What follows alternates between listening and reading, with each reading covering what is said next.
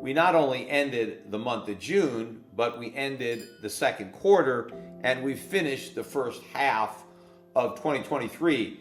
And this year has not gone the way a lot of pundits expected at the end of 2022. After all, inflation was raging, the Fed was hiking rates, and the Fed was now on a trajectory of hiking much faster, where the ultimate peak would be much higher. So all of this was negative news. The stock market got clobbered in 2022 as a lot of this bad news came to the surface. Of course, I knew that this bad news was coming. I've been warning about it.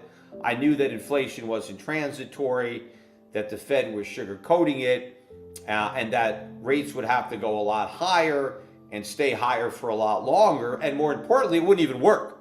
Even though the Fed was going to fight harder to beat inflation, it was still going to lose. Inflation was going to win, although the markets still haven't come to terms with that reality. In a surprising turn of events, renowned economist Peter Schiff takes the stage to dissect the unanticipated twists and turns of the first half of 2023. As inflation fears raged and the Fed embarked on a path of rate hikes, many predicted a bleak outlook for the stock market. However, Schiff challenges the conventional wisdom, asserting that inflation is far from transitory and that the Fed's efforts to contain it will prove futile. Despite this backdrop, an unexpected market rally unfolded, leaving even Schiff himself astonished. Join us as Schiff unveils his unique perspective on the future of inflation and its profound implications for your investments. Prepare for a mind-bending revelation that could reshape your financial strategy. Stay tuned until the end as Schiff unveils an explosive conclusion that might leave you questioning everything you thought you knew. Don't miss this captivating journey with Peter Schiff. But based on that negative backdrop, we got this big rally, which again surprised a lot of people, myself included. I was not looking for this spectacular rise in the NASDAQ at the end of 2022. Now, I wasn't short the NASDAQ, so it's not costing me any money. The fact that I'm not necessarily long these stocks, although obviously had I bought them, I could sell them and make a profit. And the stuff that I do own has gone up, most of it. Most of my non-gold stocks, excuse me, are up on the year, although my gold stocks are up on the year as well, although they had a pretty weak quarter. But they're still up so far in 2023, but not nearly as much as most of my non-gold stocks, which are doing a lot better than the gold stocks. But looking at what happened in the month of June, the S&P rose 8.3% just on a month. I mean, a very, very strong month. The NASDAQ up 12.8%. The Dow, bringing up the rear, up 3.4%. Russell 2000 also up 8%. But if you look at the NASDAQ 100, it was up 14.5%. And some of the speculative ARK innovation up just under 10%. The Grayscale Bitcoin Trust had a huge month, up 38%. And gold stocks were actually down 2.6%. On the quarter, it was a similar story with the S&P up 8.3%, the Dow up about 3.4%, so pretty much unchanged on the month. The Nasdaq up 12. No, I think I've got some of these numbers wrong because I got the same numbers for the Nasdaq. So I'm not sure. The Nasdaq 100 though up 15% on the second quarter. Grayscale up 17.3%. Gold stocks, the GDX, down 7% in the second quarter. I kind of rushed some of these numbers before the podcast, so I think I kind of mixed some of them up. But here's the real important ones, which I know I got these right. In the first half of the year, the S&P 500 is up 15.9%. So this is the best start to a year since 2019.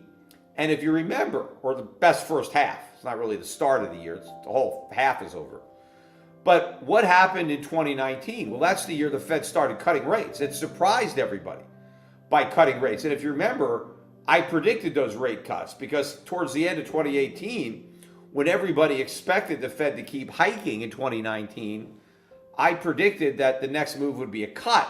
And I was right. And that surprised the markets. And that's what inspired that big rally. Well, now we've had, as a bigger rally, even though the Fed hasn't even started cutting rates yet. It's still hiking rates and indicating it's going to hike some more. We still got this big rally. And I think it's because the markets don't really believe the Fed. They know the Fed is likely near the end or done hiking. And so that is the relief rally. But again, what the markets still don't get is that inflation is going to get worse, not better. The Fed hasn't won. The Fed has lost. The markets just haven't figured that out yet. So the Dow up 3.8% on this half of the year. So again, not doing that well. Although the Dow was up 3 consecutive quarters. I think it's the only index that is up 3 quarters in a row. The other indexes were down on the fourth quarter, and they're just up the first 2 quarters of 2023. Russell 2000 up 12.3% on the half, and the Nasdaq up 31.7%. That is a huge move. That is the best first half of a year for the Nasdaq since 1983. So 40 years best. But what's more significant is the Nasdaq 100, which is just the biggest Nasdaq stocks. That would include the Googles and the Facebooks or Meta, whatever it is, but those really top companies.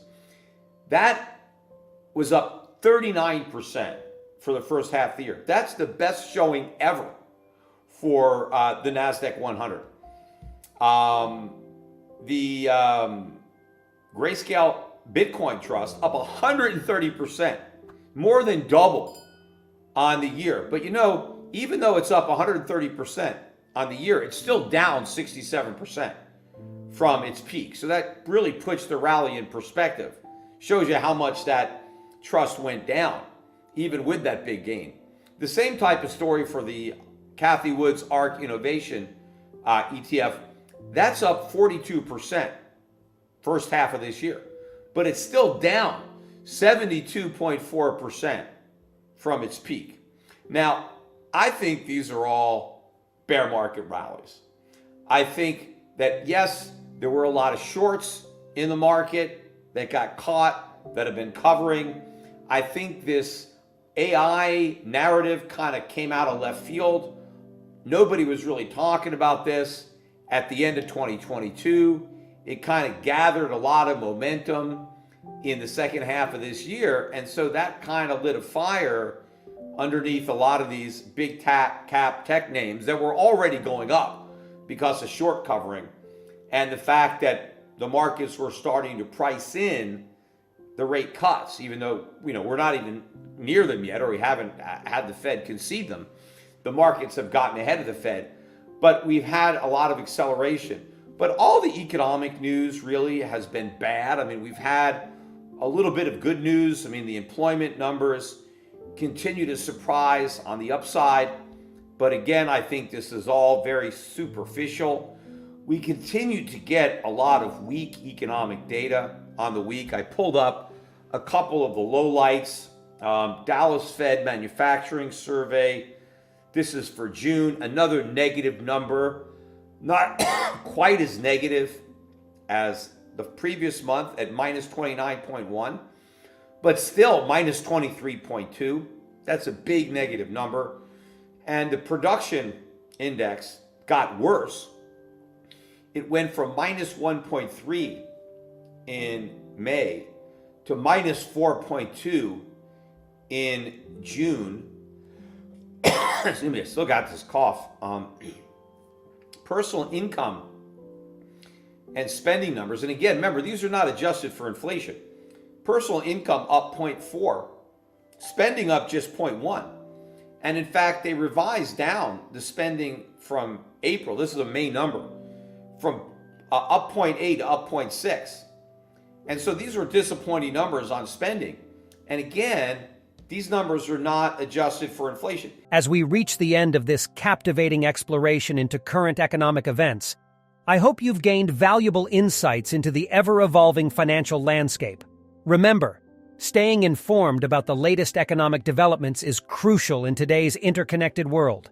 By understanding the forces shaping our economy, you can navigate the uncertainties and seize opportunities that arise. Whether it's market fluctuations, policy changes, or global trends, staying engaged with economic news allows you to make informed decisions that impact your financial well-being. Stay curious, stay informed, and don't forget to like, comment, and share this video.